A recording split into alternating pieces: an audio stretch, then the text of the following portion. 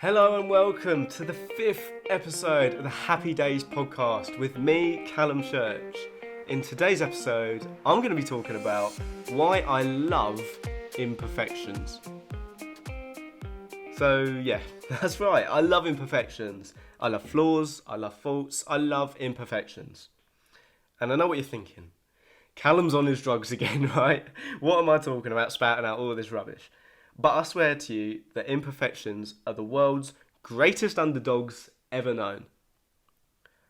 And there's a number of reasons for this. We live in a world where everyone is different. Diversity is something we celebrate all the time, and rightly so. Our differences make communities brighter, it makes communities more colourful, and it's our differences that makes every single person on this planet unique. Even people who are almost exactly the same.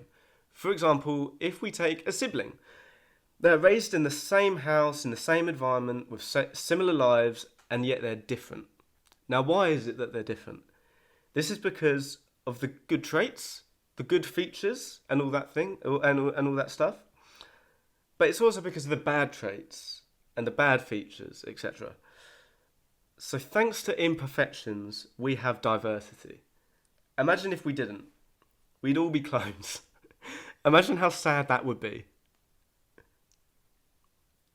Now, failure is growth. Failure is another form of imperfection, and it is so important, far more important than you might think.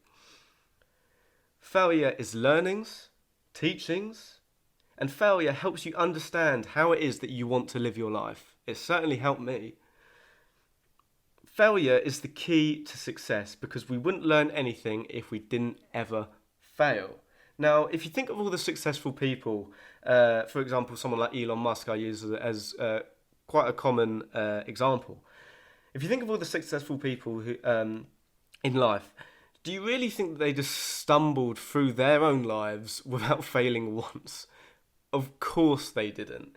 And if you look at the most successful people, a lot of the time they have a really great story to go with it, whether that be an underdog story or something like that, or whether that just simply be a story where they fail over and over and over again until they finally prevail with success. When I see someone who's better than me at something, it's not because they're necessarily a better person. Usually it's simply just because they've learned more than me. For example, if I look at videos at getting better at public speaking or podcasting or just simply talking into this mic like I am now, a lot of the time I will see people who are better than me. And sometimes, due to my own faults, sometimes I sit there and I compare myself to them and I think, oh, that kind of sucks. I kind of wish I was as good as them. But the fact is, they're not really better than me. They've just learned more than me. And they've learned more than me because they have failed more than me. That's it. They've just failed more. In life, balance is everywhere. Wherever you look, whatever you focus on, there is balance. Statistically, you will experience just as much good as you will bad, purely because of chance, purely down to statistics, and purely down to just 50-50 chance. Over the length of your lifetime, you'd be actually very unlucky if this was even just a 48-52 split. You'd be very unlucky just because of the length of your lifetime. Now, sure, some people might think, oh yeah, well, I have a lot of bad luck in my life and it's certainly not a 50-50 split. But take into account that a lot of the time, it comes down to perception, like a lot of the features, like a lot of the themes on this channel. Now, imagine a world full of only good and no bad. Just imagine that for a second. Just picture that in your head, and just think about that. Would that be a dystopia or a utopia? Just think about that for a second for me. Now, you might think utopia, right? But no, not for me anyway. That place would be awful because you'd never simply be able to tell what was good or bad. Because you see, bad helps us gauge what is good. Because if the bad things didn't happen, then we'd have no perspective. The bad things give perspective to the good things. If we didn't have bad, just picture this for a second. If we didn't have bad, then we'd be walking around life with great things happening and we wouldn't even know it. We wouldn't even know it. Now think about that world. Now think about whether that's a dystopia or a utopia. I think that's incredibly sad. So thank God that we have bad. A lot of people look into the future and almost live their lives waiting for some perfect future just to pop about. I certainly did. You know, I just imagine like a world in the future where, you know, maybe I've got a wife and kids or something, and I'm financially stable in a big house with nice things and all this sort of thing. But the thing is, this just isn't realistic. You know, like, it's not just gonna come about. If you really want those things, then you have to go for it. You know, you have to be driven and you have to earn it. You know, you can't just expect it to come. But a lot of people just look into the future and live for the future, just almost waiting. But a perfect future doesn't exist. And this doesn't exist because no matter how much luxury or how much financial stability or whatever it is you want in your so-called perfect future, no matter how much of that you have, you're always going to have bad days. Now, if I think about successful people, you know, you might think celebrities or just people in the public eye. Now think about how many of those people we've seen commit suicide. I mean, these people have supposedly made it in life. They're successful. They've done it. And yet they're not happy with their lives. They don't want to be around anymore. Now think about, you know, whether that future, that so-called perfect future where you've made it, now think about whether that really exists. See, imperfection is what forces us to live in the present. There's no point sitting around and thinking about or waiting for some perfect future, because that doesn't exist. Imperfection is what brings us back to the present, and it forces us to be living in the present if we want to be happy. It forces us to live for reality, for now, not some made-up fairy tale. In the second episode of this podcast, I talked about living in the moment and maximising your life. And I spoke about how our lives are split into 3 different sections: the past, the present and the future. Now, what really matters out of those 3 is purely the present, because the future is opportunity and the past is simply your legacy.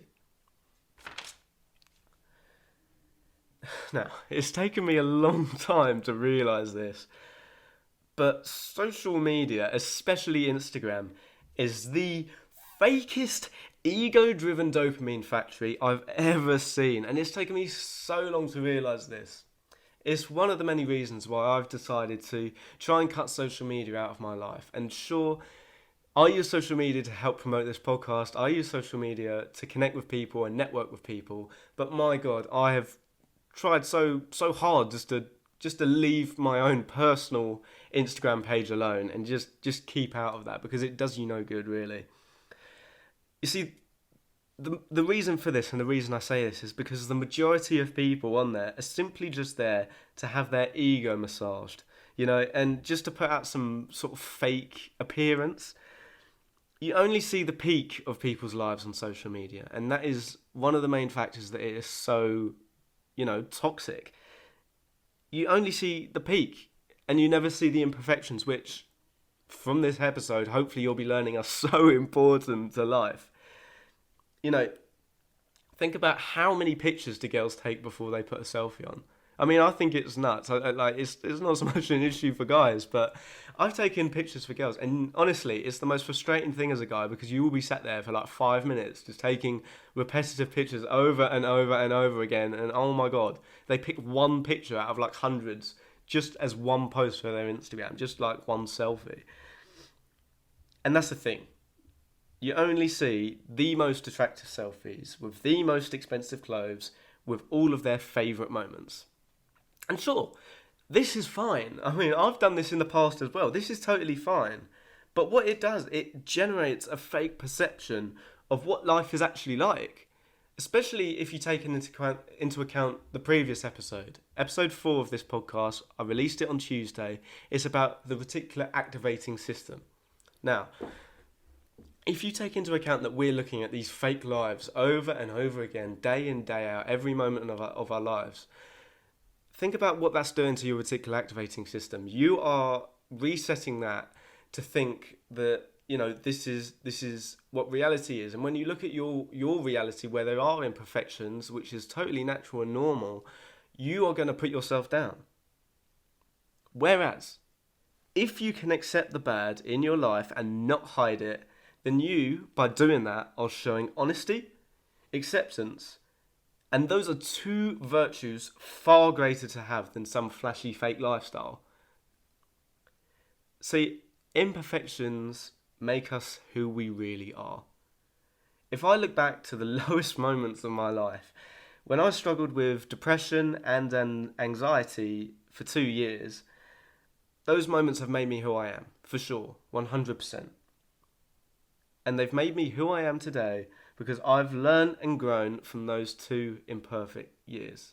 As I was saying earlier in this podcast, early on in this episode, failure and imperfections are what gives you lessons and teachings, and they tell you how you want to live your life. Those 2 years of my life where I really struggled were the worst 2 years of my life, but also the best 2 years of my life, because it has given me so many lessons and shaped my character as in who I am today. I can tell you for a fact that I wouldn't be half as compassionate or empathetic or driven or enthusiastic or any other, positive attributes. I wouldn't be half of that if I didn't have those 2 really shitty years. And when I mean shitty, I mean really shitty years. I wouldn't wish that spiral of anxiety on anyone. It's a really shitty place to be. But honestly, I wouldn't be without that awful spiral of anxiety and that cloak of depression over the top. I wouldn't be half the person I am today. I wouldn't have the wonderful relationships I have today, for example. I mean, in fact, I wouldn't even have this podcast right now. I wouldn't be speaking to you guys right now without those 2 shitty years. I just wouldn't. And it's because I wouldn't have learned. And I wouldn't be who I am today. Just full stop. So even though those 2 years really sucked, and I mean really, really sucked, right now I'm thinking, thank fuck that I had those 2 years. Thank fuck I had the 2 shittiest years of my life, because it's made me who I am today. You see, there really is a positive in everything. Even those things that are thought of as something imperfect, there's still positives there. And anyway, who needs to be perfect? You don't need to be perfect. Perfect is just unrealistic. I mean, so much so, perfect doesn't even exist. It's impossible. But if you're looking for a more likely option, see the positive side to everything, even imperfections. Learn to love imperfections. Enjoy the good. Wrap yourself up in the good. Live for the good.